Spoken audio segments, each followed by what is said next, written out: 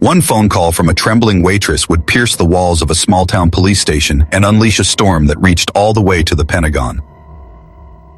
Snow fell in quiet sheets over Riverbrook, each flake drifting lazily before settling onto the narrow streets and rooftops. The town seemed frozen in time, a place where life moved at half speed and secrets lingered beneath layers of silence. Eli Turner walked through that silence, his tall frame cutting a lonely figure against the swirl of white. His boots, cracked at the seams and softened from years of wear, pressed deep into the snow. The old military jacket he wore hung heavy across his shoulders, its faded flag patch barely visible against the frayed fabric. His breath fogged in the frigid air, each exhale rising like smoke from a man who had weathered battles long before the cold of Riverbrook ever bit at him. Check the exits, identify the threats, maintain situational awareness. The words slipped from his lips in a quiet rhythm, not for anyone else to hear, but for himself. It was his ritual, the same mantra that had kept him alive in Kandahar, in Baghdad, in places where survival hinged on noticing what others missed. Even now, in a town where most believed danger had no place, the habits clung to him like a second skin. His stomach clenched with hunger, but he did not let the weakness show.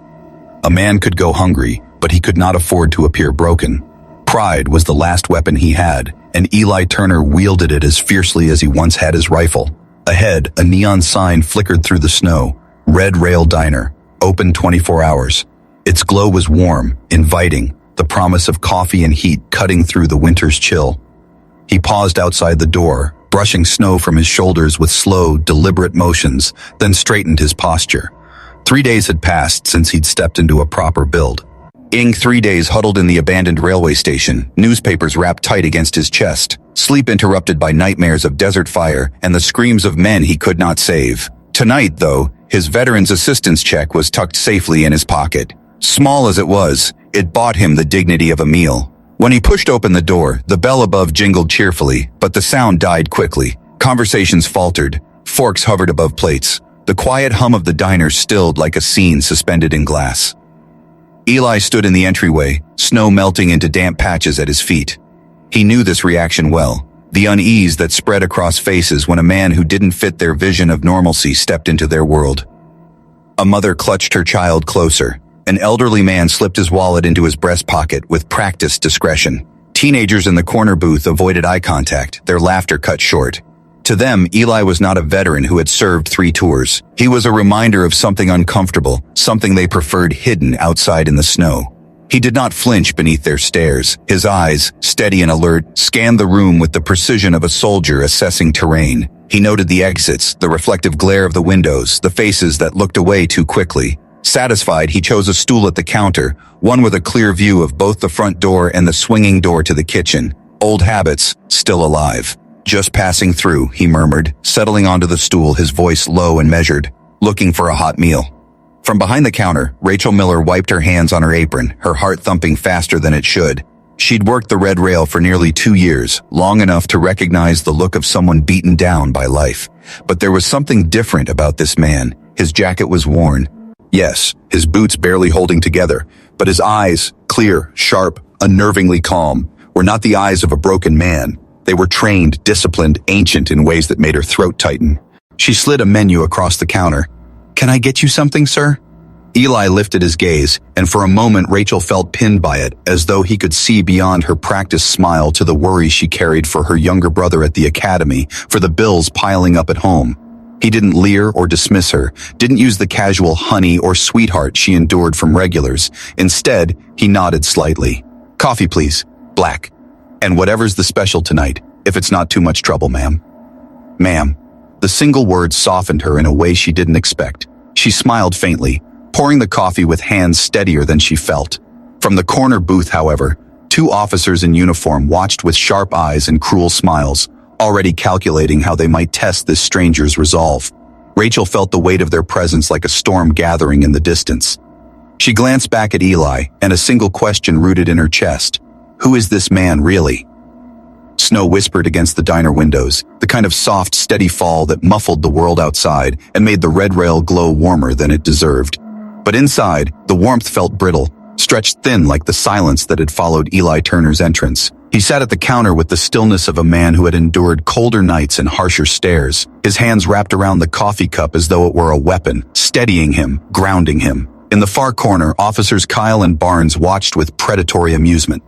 They had been here every Tuesday for as long as Rachel could remember, two wolves in uniform who treated the diner as their private hunting ground. Kyle was the louder of the pair, broad-shouldered with a linebacker's frame softened by beer and arrogance. He laughed easily, but it was the kind of laugh that made Rachel's stomach twist, the laugh of someone who enjoyed seeing others squirm. Beside him sat Barnes, thinner, sharp-eyed, his silence more dangerous than Kyle's bluster. He was the one who thought ahead, the one whose gaze sliced through people like a knife, always calculating how far they could be pushed. Rachel set Eli's plate of meatloaf in front of him, trying to ignore the smirk Kyle shot her way. "Better keep the silverware count," Kyle muttered loud enough for the room to hear. A ripple of uncomfortable laughter stirred among the regulars. Barnes leaned back, his voice dripping with mock concern. "And check the bathroom after he leaves. These bums always shoot up when they find somewhere warm." The words landed heavy, filling the diner with tension. Rachel's cheeks burned, but Eli remained motionless, eyes fixed on the steam curling from his coffee. Only the faint tightening at the corners of his eyes betrayed that he had heard them. The restraint in that moment was more powerful than any outburst could have been. "Coffee's good," Eli said quietly, as if speaking only to Rachel. "Thank you, ma'am." The normalcy of his tone unsettled Kyle. He wasn't used to being ignored. With a scrape of wood on tile, he pushed himself up from his booth, stretching as though he'd been sitting too long. "Rachel," he said smoothly, swaggering toward the counter, "how's that brother of yours doing at the academy? Top of his class, isn't he?" Rachel forced a polite smile. "He's doing great." "Good man. We need officers who know how to keep the streets clean." Kyle's voice dropped, his smirk aimed now at Eli. "You know what that means, right? Keeping dangerous elements off the streets, the druggies, the panhandlers, the so-called vets who think wearing old uniforms makes them special." Barnes joined him, sliding onto the stool at Eli's other side. Together, they boxed him in. The entire diner seemed to lean forward, eyes flicking between the TWO officers and the silent man at the counter. Rachel's pulse quickened. She knew this rhythm. Kyle provoked, Barnes pressed, and the victim either folded or exploded. Either way, the cops won. "You'd be surprised how many of these heroes never saw a day of combat," Barnes murmured, his tone like ice. "But they sure know how to work the system." Kyle grinned. "Real soldiers come home, get jobs, and contribute to society, not like these parasites." Rachel placed a trembling hand on the counter, trying to steady herself. She wanted to speak, to tell them to back off, but the memory of Barnes's threats about her brother's career held her tongue. She had seen what happened to those who crossed them. Eli lifted his fork slowly, cut a piece of meatloaf, and chewed with the calm precision of a man who refused to be rushed. Only then did he set the utensil down, turning his head enough to meet Kyle's sneer with quiet steel. "I earned my dignity in Kandahar," he said, his voice carrying through the diner without rising, "and I don't need to earn it again from you." The air seemed to fracture. Conversation stopped. The hiss of the fryer in the kitchen became deafening. Even the clock on the wall seemed to tick louder. Rachel's breath caught. The entire diner waited for what would happen next. Kyle's face darkened, the smirk wiped clean, replaced by something uglier. Barnes's hand drifted almost lazily toward the holster on his hip, not pulling the weapon, but reminding everyone it was there. Rachel's heart pounded so loudly she was sure Eli could hear it. And still Eli sat there, shoulders square, gaze unwavering, his calm more dangerous than any threat. The teenage boy in the back booth lifted his phone higher, recording with wide eyes. The storm was about to break. The diner's air had gone thin, as if everyone inside had forgotten how to breathe. Kyle leaned closer, his bulk crowding Eli on the counter stool, while Barnes's cold eyes never left the veteran's profile. The two officers had played this game before. Corner the vulnerable, press until they snapped, then write the report to justify whatever came next. But tonight, their target wasn't folding. Rachel's fingers twitched against her apron pocket where her phone rested, recording every word. She could feel her heartbeat in her throat, the sharp awareness that one wrong move could change everything. She prayed Eli would de-escalate, prayed the officers would get bored and back off. But Kyle was a man who thrived on confrontation, and Barnes was a man who hated silence. "On your feet," Kyle barked suddenly, his hand clamping down on Eli's shoulder with unnecessary force. The stool creaked under the sudden shift. "You're disturbing the peace." Eli didn't move. He took a slow sip of coffee, then set the cup down with deliberate care. His voice was steady, almost too calm. "I've paid for this meal, and I intend to eat it." A ripple of unease passed through the diner. The young mother who had clutched her child earlier now looked ready to flee. The old man with the hidden wallet shifted toward the door. Everyone wanted out before the moment shattered into violence. Barnes stood, his posture deceptively relaxed, but his words razor-edged. "You refusing a lawful order, vagrant?" Eli lifted his eyes, finally turning to face them both. "No, sir, I'm eating dinner." The refusal to cower only fueled Kyle's temper. His stool scraped loudly as he yanked Eli's arm harder, jerking him half off the seat. Rachel gasped. She wanted to scream, to beg them to stop, but fear of what they'd do to her brother froze the words in her throat. Instead, she forced her face into the mask of a neutral waitress and whispered to herself, "Keep recording. Don't stop." The tension stretched until it felt unbearable. Barnes began reciting charges under his breath, his tone almost mocking. Disturbing the peace, refusing to comply, threatening behavior. Each word was a nail in the coffin he thought he was buoyed. Elding. Eli's response cut through the rising storm. 3 tours in Afghanistan, 2 Purple Hearts, a Silver Star, and I can't even eat dinner in peace in the country I served.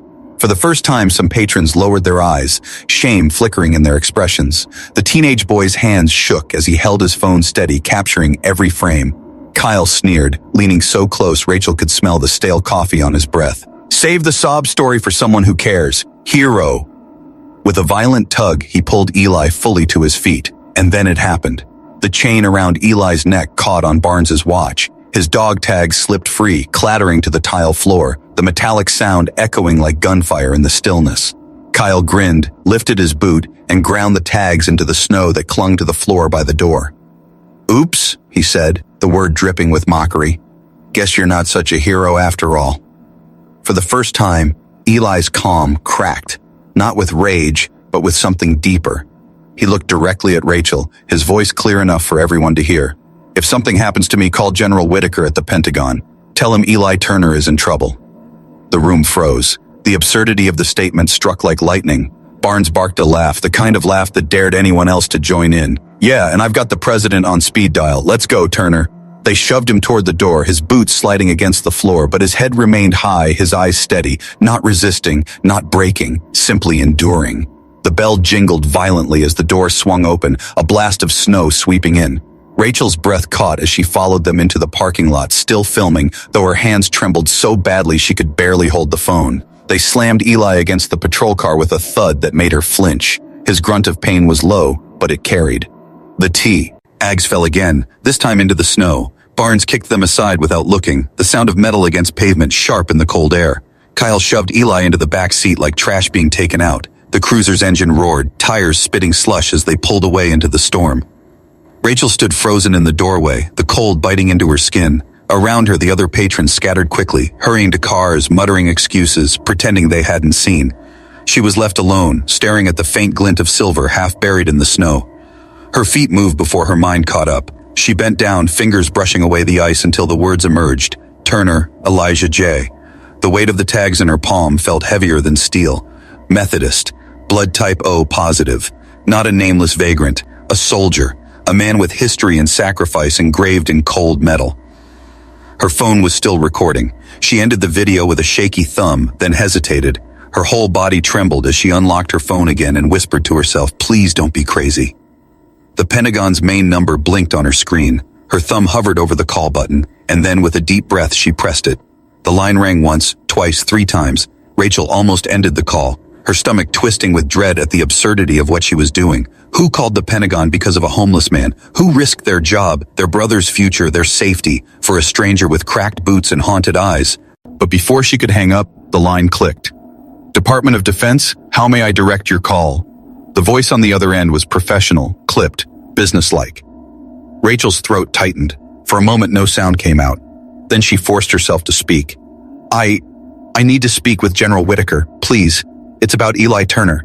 He's in trouble." There was a pause, long enough to convince her she'd be laughed at, redirected, maybe even reported for making a prank call. She pressed the tags harder into her palm, the embossed letters biting her skin like truth made flesh. "One moment, please," the operator said. Rachel's knees nearly buckled. Her heart hammered so loudly she was sure it carried through the line.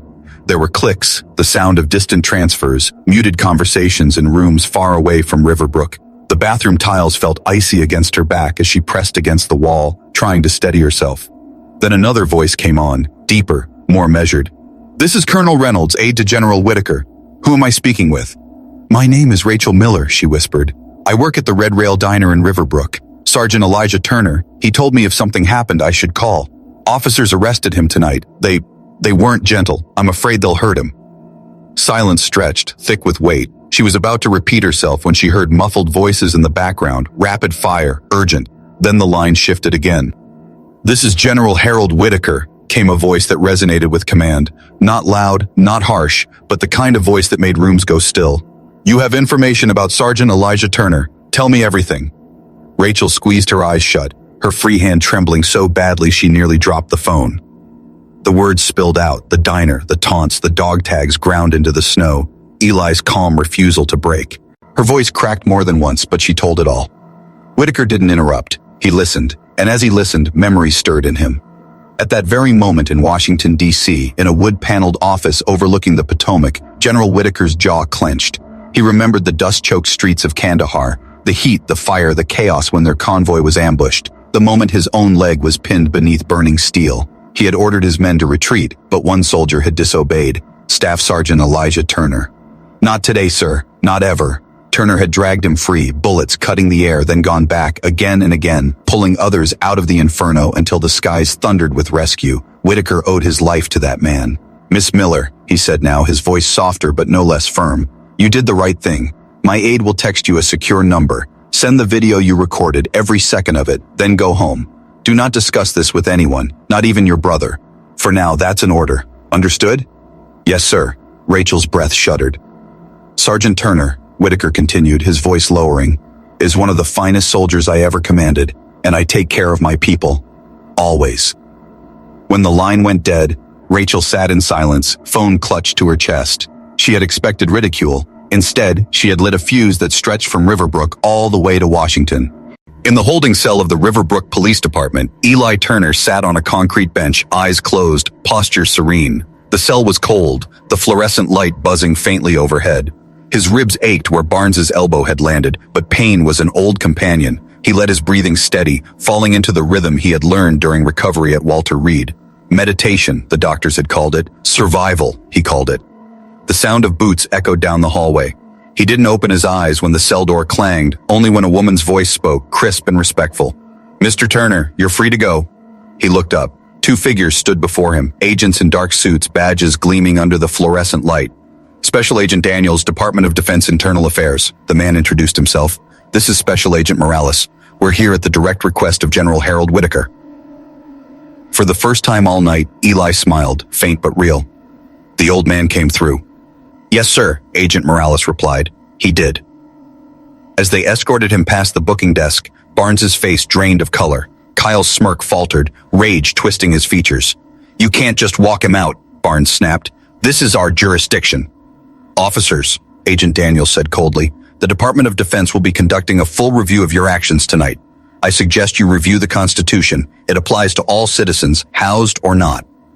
Eli paused briefly as he passed the two officers. His voice was quiet, but every syllable carried weight. The truth doesn't need force to stand. Outside, the snow had stopped, leaving Riverbrook bathed in moonlight. Eli breathed deeply, the air sharp in his lungs. Freedom never lost its taste. Across the street, a figure waited in the shadows. Rachel. Thin jacket pulled tight, eyes wide with relief. "You made the call," Eli said softly, "not a question." Rachel stepped forward, pressing the dog tags into his hand. Her voice shook. "I didn't think it would work, but it did." Eli slipped the chain back over his head, the cold metal settling against his chest. "It always works," he murmured, "because truth scares cowards, and because Whitaker keeps his promises." Rachel stared at him, realizing this man wasn't a drifter, wasn't a nameless shadow in her small town. He was something far more dangerous to men like Barnes and Kyle. He was a survivor, a witness, a spark, and sparks, once lit, could burn down empires. The snow in Riverbrook had stopped, but the storm was only beginning. Word of Eli Turner's release spread quietly through the town like smoke seeping under a door. The diner regulars who had seen the arrest spoke of it in whispers, afraid to say too much. Phones buzzed with grainy clips from that night. Rachel's recording already copied, shared, sent beyond her control. What had been just another Tuesday evening in a sleepy town was transforming into something bigger, something dangerous. Eli stayed hidden at the Pine Grove shelter, a steaming cup of black coffee clutched in his hands. The room smelled faintly of disinfectant and wood smoke, the shelter director moving between cots with weary kindness. Eli sat apart, posture rigid, eyes scanning even here, where most people came to rest. He didn't trust safety anymore, not after what he'd seen, not after the cold fury he'd glimpsed in Officer Kyle's eyes when federal agents escorted him past. Across town, Kyle and Barnes sat in the station's briefing room. A storm of a different kind churned inside them. Barnes was quieter than usual, chewing on the edge of his thumbnail until the skin bled. Kyle, red-faced, paced like a caged animal.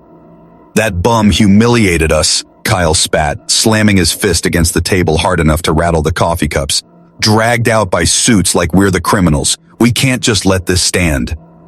Barnes didn't answer immediately. His cold eyes stared at the far wall, calculating. Finally, he said, "It's not just about Turner anymore. Whitaker's involved. That means Washington's watching. We move wrong, and it's our badges, maybe more." Kyle sneered.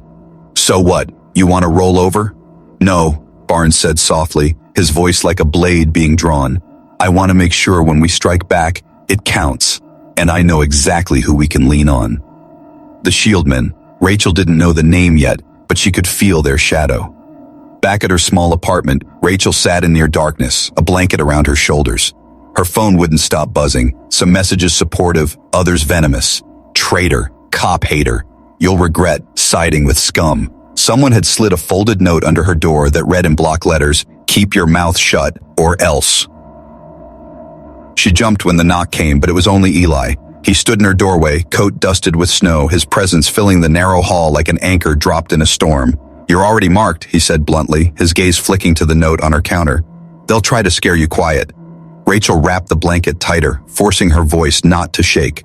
"They already fired me from the diner this morning, said it was excessive absences. We both know what that means." Eli studied her for a long moment. Then he pulled something from his jacket pocket, his dog tags glinting in the weak light. He pressed them gently into her hand. "They took everything from you because you told the truth, so keep this. A reminder you're not alone." Her throat tightened. "But what about you?" "They can take the medal," he said, his voice low, "but they can't take what it stands for." The next day, Ava Washington arrived. She cut through the small town quiet like a blade, navy suit, leather briefcase, eyes sharp as polished glass. Rachel watched her stride into the shelter where Eli waited and thought she looked like someone who didn't know how to lose. "Mr. Turner," Ava said, offering her hand. "General Whitaker sent me. He says you saved his life once. Now it's his turn to repay the debt." Eli shook her hand slowly, his expression guarded. "The general's moving fast. That's not like him." Ava gave a faint smile. "He knows what's at stake." She leaned in, lowering her voice. "I've already started pulling records. Officers Barnes and Kyle aren't just bullies. They're part of something organized. Complaints that vanish, victims who disappear, and a name that keeps showing up in coded emails. The Shieldmen." Eli's eyes narrowed. "Sounds like a militia." "More like a brotherhood of silence," Ava corrected. "A network inside the department. They don't just enforce the law, they twist it. They decide who belongs in town and who doesn't, and they're being paid to do it." Rachel's stomach dropped. "Paid? By who?" Ava flipped open her file, revealing a map dotted with properties around Riverbrook. Falcon Corps, a defense contractor with contracts all over the country. On paper, they sell equipment. In reality, they've been buying up land in towns like this, clearing out homeless populations to make way for redevelopment. Every time someone like Eli gets pushed out, property values go up. Everyone gets rich, except the people left bleeding. The pieces clicked together with brutal clarity. The harassment, the sudden evictions, the brutality swept under the rug. It wasn't random cruelty, it was business. Rachel felt anger spark hot in her chest. They're destroying people's lives for profit. "They always have," Eli said grimly. His voice was flat, but Rachel could see the storm behind his eyes. "The only difference now is we've got proof." Ava leaned forward, her tone razor sharp. "Proof is one thing. Surviving long enough to use it is another. If we keep digging, they'll come after us, hard. You ready for that?" Eli's gaze was steady, unflinching. "I've faced worse." Rachel swallowed, her fear warring with determination. She thought of the note, the death threats, the smear campaign already brewing online. Then she looked at Eli, the soldier who refused to bow, the man who had carried himself with dignity even in handcuffs, and she found her answer. "I'm ready," she said, her voice firmer than she expected. "Whatever comes next, I won't back down." Ava nodded once, as if she'd been waiting to hear those words. "Then we move forward, because if the Shieldmen think Riverbrook belongs to them, it's time we remind them it belongs to the people they tried to erase." Outside, headlights swept slowly past Rachel's window, pausing just long enough to remind her that the enemy was already watching. The war for Riverbrook had begun. The snow that had once seemed so gentle now felt like a cue, curtain closing in on Riverbrook. Night after night, it fell heavier, swallowing the small town in silence. But beneath that silence, the Shieldmen stirred like wolves circling prey. The federal intervention that had freed Eli had not humbled them. It had enraged them. Barnes's smirk had hardened into something uglier, and Kyle's temper burned like dry tinder. Captain Brick, the man who held the strings, was no longer hiding in shadows. He was orchestrating. For Rachel, the pressure was suffocating. By the fourth day, her phone had become a weapon against her. Threats filled her inbox. "Cop hater, traitor, we know where you live." Photos of her building appeared on anonymous accounts. Someone even slipped a dead crow into the alley behind her apartment, its black wings splayed against the snow. She tried to hide the fear, but Eli saw it in the tremor of her hands when she poured coffee, in the way her gaze flicked constantly to the windows. "They want you rattled," Eli told her, his voice even but heavy with warning. "Fear makes people sloppy." Rachel tried to laugh, though it sounded brittle. "I'm not a soldier, Eli. I don't know how to fight people like this." Eli leaned forward, eyes steady. "You already did. You made the call. You held the line when it counted. That makes you more dangerous to them than a squad of Marines. Don't ever forget that." Still, she felt the noose tightening. Ava Washington worked furiously from her motel room, papers and case files spread like a battlefield across the bed. She had uncovered more than just harassment. She had uncovered a system. Dozens of complaints against Shieldmen officers buried in internal affairs. Court cases dismissed by judges with suspiciously close ties to Falcon Corps. Payments hidden in shell companies. Every thread she pulled revealed another rotten root. And yet the deeper she dug, the more dangerous the ground became. One evening, after a 12-hour stretch of digging, she closed her laptop and stepped outside for air. That was when the truck came. A black pickup, headlights off, swerved across the icy road, aiming straight for her. She dove to the ditch, snow burning against her palms as the truck roared past, the men inside shouting, "Go home, lawyer!" She scrambled to her feet, heart pounding, certain she was being hunted. By the time she reached her motel, the door was ajar. Inside, destruction, her files shredded, laptop gone, drawers overturned. The Shieldmen hadn't just threatened her, they'd declared war.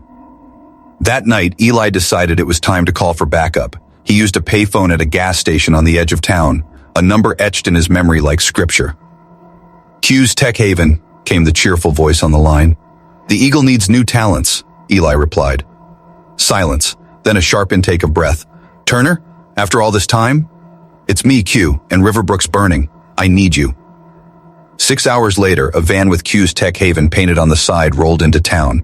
From its ramp descended Quincy Morales, Q, the same man Eli had carried miles under fire years ago, now a mastermind of tech and resilience. With him came 3 others, Marcus Ghost Wilson, an intelligence analyst who could trace shadows in digital space, Brianna Trace Hamilton, former military police with eyes sharp as glass, and Jordan Link Peterson, a cybersecurity genius whose fingers danced over keyboards like weapons. The reunion was brief but thick with unspoken history. Q and Eli clasped hands in the old grip, eyes shining with something between relief and fury. "Still getting into trouble, I see," Q muttered with a grin. "Still pulling me out of it," Eli answered. Within hours, they transformed Ava's new safe house into a war room. Laptops hummed, wires tangled like veins across the floor, encrypted radios whispered static. Ghost cracked into traffic cameras, rerouting live feeds across Riverbrook. Trace mapped police networks. Link traced Falcon Corps payments. Rachel watched in awe, feeling like she'd stepped into the middle of a movie. But this wasn't fiction. It was her life now, and the stakes were written in bruises, broken windows, and the constant shadow of patrol cars idling too long outside. 3 days later, Ghost slammed his laptop shut with a grim smile. "We've got them." Payments from Falcon Corps routed through 3 dummy firms, landing straight into accounts belonging to Barnes, Kyle, and Brick. Bonuses tied to removal quotas. They're literally getting paid per head. Trace shook her head. Not just Riverbrook. Look at these property acquisitions. Falcon Corp has been buying land across 3 counties, always in areas with homeless encampments or public housing. They clean house, values rise, they profit. It's a machine.